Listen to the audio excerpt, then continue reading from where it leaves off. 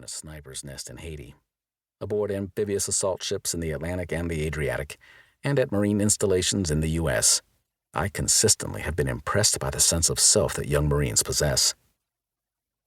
The U.S. military is extremely good today, arguably the best it has ever been, and probably, for the first time in its history, the best in the world.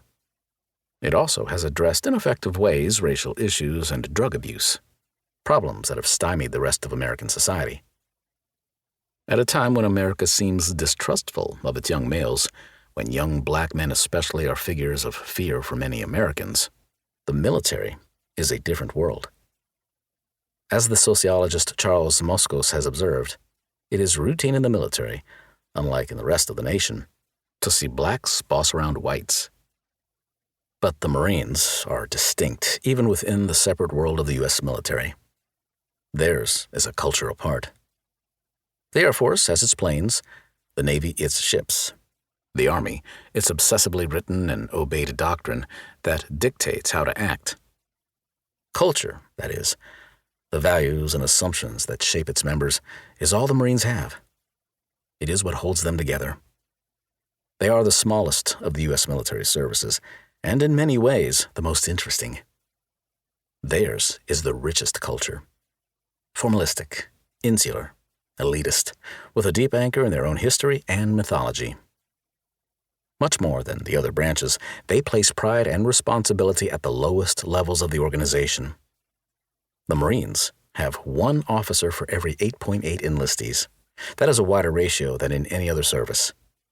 The Air Force, at the other end of the spectrum, has one officer for every 4.2 enlistees. Alone among the U.S. military services, the Marines have bestowed their name on their enlisted ranks. The Army has Army officers and soldiers. The Navy has naval officers and sailors.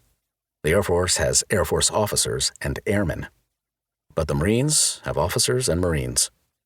Every Marine a rifleman, states one key core motto.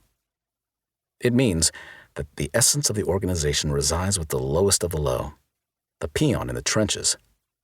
That's especially significant because 49% of Marines are in the service's three lowest ranks, that is, E3 and below. That's roughly twice the percentage in the other three services. The Marine is the Corps, and the Corps is the Marine, wrote Lieutenant General Victor Krulak, father of the current Commandant of the Corps. I like the Marine culture. It intrigues me. In a society that seems to have trouble transmitting values, the Marines stand out as a successful and healthy institution that unabashedly teaches values to the Beavises and Buttheads of America. It does an especially good job in dealing with the bottom half of American society, the side that isn't surfing into the 21st century on the breaking wave of Microsoft products. The Corps takes kids with weak high school educations and nurtures them so that many can assume positions of honor and respect. The Marine Corps works as a culture and is adept at addressing its own faults. It strikes me as the most well-adjusted of the U.S. military services today, at ease with its post-Cold War situation. Indeed, it is the only service that isn't on the verge of an identity or cultural crisis, as the Navy steams in the circles of its post-tailhook malaise.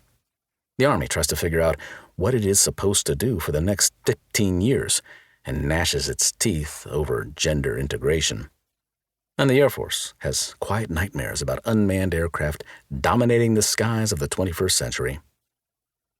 I suspect the Marine Corps also is one of the few parts of the federal government that retains the deep trust of most of the American people.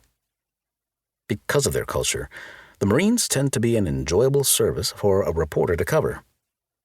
Because they are so proud of their story, and because the Marines' existence has always been threatened, they are happy to have a journalist write about them.